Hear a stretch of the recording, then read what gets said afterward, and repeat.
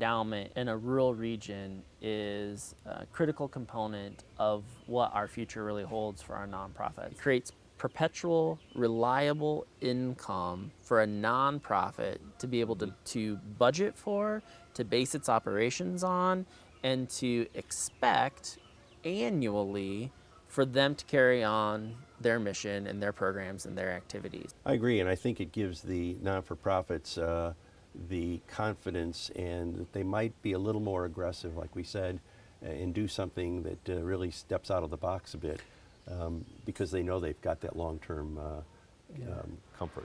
I think for rural communities, it's especially critical to be thinking about that, because the transfer of wealth could be happening and the next generation might not, as much of the next generation might not be living here. So I think what the Community Foundation does is it gives people an opportunity to leave a legacy gift in such a way that supports the things that matter to them, or supports, like the Community Foundation, supporting the nonprofits that are doing the work necessary to keep our region healthy. My children have moved out of the area. I still have some here, but a number of them have moved out. But I established the endowment so that will continue, and my children can help make decisions on what to devote to nonprofits, even though they won't be living in the area.